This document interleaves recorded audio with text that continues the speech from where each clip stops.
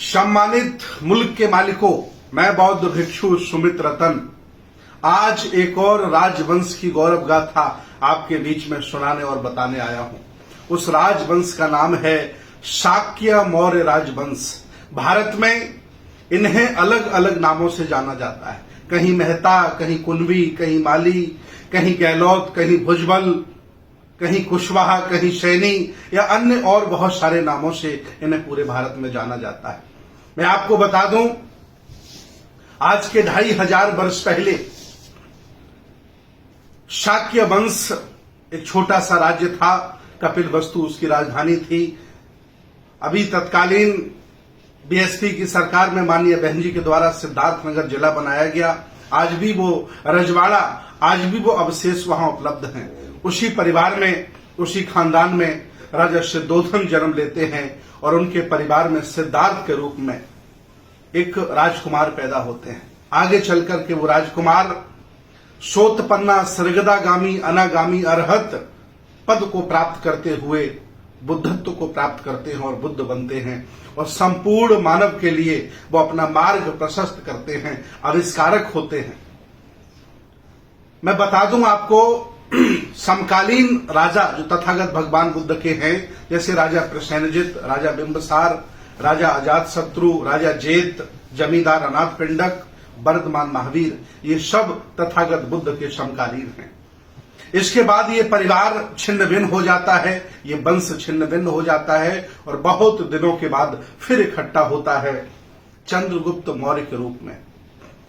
खंड खंड भारत को अखंड करने वाले चंद्रगुप्त मौर्य के रूप में ये परिवार फिर इकट्ठा होता है। और मैं आपको बता दूं, जब आप सब लोगों को गले लगाते थे, जातिवादी नहीं थे, विचारधारावादी थे, अपनी संस्कृति सभ्यता को मानते थे, तो अंतर्राष्ट्रीय लोग भी आपके साथ शादी कर दिया करते थे। अंतर्राष्ट्रीय शादी करने का भी श्रेय आपको जाता है। और आज आप जातिवादी हैं तो आपका हश्र क्या आप अच्छी तरह से जानते हैं। सम्राट चंद्रगुप्त मौर्य के रूप में मौर्य वंश की स्थापना उन्होंने की और इस खानदान में 10 राजा हुए। मैं आपको बता दूं, सम्राट चंद्रगुप्त मौर्य, बिंदुसार, सम्राट अशोक, कुणाल, दशरथ, संप्रति, शालिशुक, देववर्धन, सतधंता, बृहद्रथ, 10 राजा हुए। चंद्रगुप्त मौर्य के बाद हालांकि सभी लोगों ने राज्य विस्तार का कार्य किया, सेवा का कार्य किया, लेकिन सबसे बड़ा इस खानदान में, इस परिवार में, इस राजवंश में सम्राट अशोक का कार्य है। सम्राट अशोक ने बौद्ध धर्म अपनाया और अपनी बेटा बेटी को, महेंद्र और संघमित्रा को शिलोंग श्रीलंका भेजा धर्म प्रचार के लिए। आज भी बौद्ध जगत में बहुत बड़े मान सम्मान के साथ उनका नाम लिखा हुआ है। पूरी दुनिया में उनको जाना जाता है क्योंकि इतना बड़ा उन्होंने कदम उठाया। इसके बाद बहुत से लोग अनुयायी हुए, धम्म के अनुयायी, लेकिन कोई भी माता पिता इतना बड़ा निर्णय नहीं ले पाया कि अपने बेटा और बेटी को बौद्ध भिक्षु बनाकर के विदेश में प्रचार करने के लिए भेजता। ये कीर्तिमान स्थापित उन्होंने किया, यह आपके परिवार ने किया। आगे चलकर के सम्राट बृहद्रथ कमजोर शासक हो जाते हैं और एक सेनापति वो बना देते हैं ब्राह्मण, जिसका नाम पुष्यमित्र शुंग है।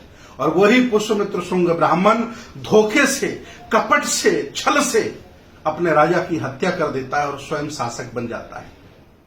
विचार करिए, वह व्यक्ति शासक बनने के बाद अपने आप को राम बताता है, अयोध्या अपनी राजधानी बताता है और अपने लेखकों से, अपने कवियों से एक ग्रंथ लिखवाता है और जो 10 राजा मौर्यों के उसने हनन किए हैं, अंतिम राजा की हत्या की है, उसे दशानन कह के प्रचारित करता है।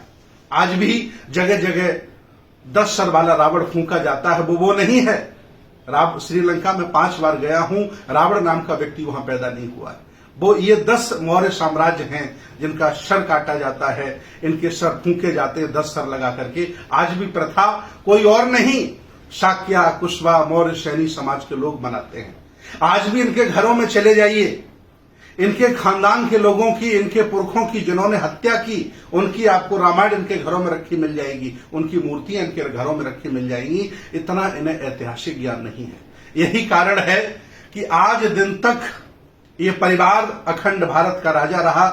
तब राजा रहा जब अफगानिस्तान, पाकिस्तान, तालिबान सारे भारत में लगते थे और आज नहीं हो पा रहा सिर्फ इसलिए कि वो अपनी गौरव को, अपनी संस्कृति को, सभ्यता को भूल गया है। आगे चल करके फिर इस वंश का ह्रास हो जाता है, कोई रहता नहीं है। फिर ज्योतिबा फुले के रूप में, माता सावित्रीबाई फुले के रूप में दो रत्न इस खानदान में पैदा होते हैं। हालांकि लिखा है कि वो कुणबी और माली हैं। तो कुछ लोग जो पटेल समाज के लोग हैं, कुर्मी लोग हैं, मराठा हैं, वो भी ज्योतिबा फुले को अपना ही मानते हैं। मुझे कोई ऐतराज नहीं है। ये बहुजन समाज के जितने भी संत गुरु महापुरुष हैं, सब अपने ही हैं, कोई अलग अलग नहीं है। लेकिन चूंकि तुम्हें जातियों में बांटा गया और आप ईमानदारी से जातिवादी हैं, जाति के गौरव में जी रहे हैं, इसलिए आपकी जाति का ऐतिहासिक कार्य मैं बता रहा हूं ताकि आपको पता चले कि पुरखे आपके क्या थे और आज आप क्या हो गए। और ज्योतिबा फुले ने मानवता के लिए, गरीबों के लिए, हक वंचित असहाय कमजोर लोगों के लिए विद्यालय खोले, अपनी पत्नी को पढ़ा लिखा करके प्रथम शिक्षिका बनाया। उस समय तत्कालीन अंग्रेजों की सरकार थी, अंग्रेजों ने कई अवार्ड दिए, इवन कई विद्यालयों के लिए जमीन मुहैया कराई। विरोधी लोग इन्हें अंग्रेजों का पिट्ठू कहते थे, लेकिन उन्होंने वाकई भारत को समझा और भारत के दर्द को समझा, हक वंचित को समझा, गरीब को समझा, और कभी भी उन्होंने जातिवाद छुआछूत नहीं किया। क्या आप ज्योतिबा फुले की तरह हैं? क्या आपकी बहनें, बेटियां माता सावित्रीबाई फुले की तरह हैं कि जिन्होंने शिक्षा का दरबार सबके लिए खोला, कभी जातिवाद नहीं माना? आज आप जातियों के संगठन बना के घूम रहे हो। जिन पुरखों ने अखंड भारत पर शासन किया हो, वो लोग आज जातियों के संगठन बना करके प्रधान नहीं बन पा रहे हैं, एमएलए नहीं बन पा रहे हैं, मुख्यमंत्री नहीं बन पा रहे हैं, राज्यपाल नहीं बन पा रहे। मैं पूछना चाहता हूं, सुप्रीम कोर्ट में कितने जज हैं आपके? हाई कोर्ट में कितने जज हैं आपके? ये दशा इसलिए है क्योंकि आप पुरखों के गौरव को भुला चुके हो। आपने अपने खानदान की इज्जत को भुला दिया है, इतिहास को भुला दिया है। अगर थोड़ा भी उनका रक्त मात्र आपकी इस भुजाओं में दौड़ रहा होता तो तुम समाज बनाते, जातिवादी नहीं होते और सबको जोड़ करके फिर इस हक वंचित भारत के रहनुमा बन जाते। लेकिन ऐसा आप नहीं कर पा रहे हो। आगे चल करके इस खानदान में बाबू जगदेव प्रसाद पैदा होते हैं। उन्होंने संघर्ष किया। ऐसा कौन क्रांतिकारी व्यक्ति है, जागरूक और सामाजिक व्यक्ति है भारत में जो बहुजन समाज में पैदा हुआ, जो बाबू जगदेव प्रसाद जी को नहीं जानता?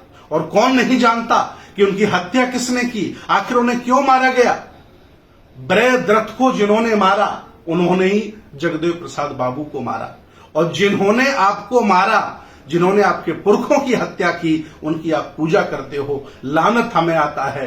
अगर आप ही बदल जाओ तो एक बहुत बड़ी आबादी परिवर्तित हो सकती है अपने इतिहास को जानकर, अपने वैभव को जानकर। इतना ही नहीं, भारत के किसी भी राष्ट्रीय चिन्ह में चले जाइए, आपके पुरखों की निशानी है। राष्ट्रपति भवन में जो बुद्ध की प्रतिमा रखी है, वो भी आपके पुरखों की निशानी है। आज आईपीएस के कंधे पर जो अशोक की लाट लगी है, ये भी आपके पुरखों की निशानी है। तिरंगे में जो चक्र है, ये भी आपके पुरखों की निशानी है। भले ही भारत ये सेकुलर भारत हो, लेकिन ये बौद्धमय भारत लिखित तौर से है। भले ही उसके अनुयायी न हो, आप उसे न मानते हो। मैं आपको याद दिलाना चाहता हूं, ये परिवार पूरे देश में है, जगह जगह है। जैसे गहलोत जी, अशोक गहलोत मुख्यमंत्री, वो भी इसी परिवार के हैं। छगन भुजबल जी, वो भी इसी परिवार के हैं। मैं आज आपको ललकार रहा हूं, मैं आपको समझा रहा हूं, मैं आपकी अंदर की चेतना जगा रहा हूं कि आज भी आप अपने ऐतिहासिक गौरव को जानकर खड़े हो जाइए, तो बहुत सारे लोग आपके साथ खड़े हो जाएंगे और फिर आप इस भारत के, अखंड भारत के रहनुमा, शासक, राजा महाराजा बन सकते। कोई रोक नहीं सकता है। लेकिन जातिवादी होकर, इतिहास को भुलाकर, दूसरों की गुलामी करके कभी आप यहां शासक नहीं बन सकते हो। आओ शाक्य, कुशवा, मौर्य, सैनी समाज के लोगों, आओ। एक बार फिर ये भारत आपको पुकार रहा है। एक बार फिर ये श्रवण आपको पुकार रहा है कि जिस तरह से आपके पुरखों ने हक वंचित असहाय कमजोर लोगों को साथ लेकर इस देश पर शासन किया, आज फिर ये भारत चाह रहा है कि आप आएं और इस देश को संभालें, बुद्ध की संस्कृति, श्रमण संस्कृति को आगे बढ़ाएं। इसी के साथ मैं चाहता हूं कि अगर आपको ये वीडियो अच्छा लगा हो और आपके गौरव को जगा रहा हो, आपके इतिहास को बता रहा हो, तो आप ईमानदारी से इसे शेयर करिए ताकि प्रत्येक शाक्य, कुशवा, मौर्य, सैनी समाज का व्यक्ति जो लगभग 10-12% पूरे भारत में रहता है, उसे पता चलना चाहिए कि मेरे पुरखों का गौरव क्या था और आज हमारी ऐसी तैसी क्या हो रही है। बहुत बहुत धन्यवाद, बहुत बहुत साधुवाद।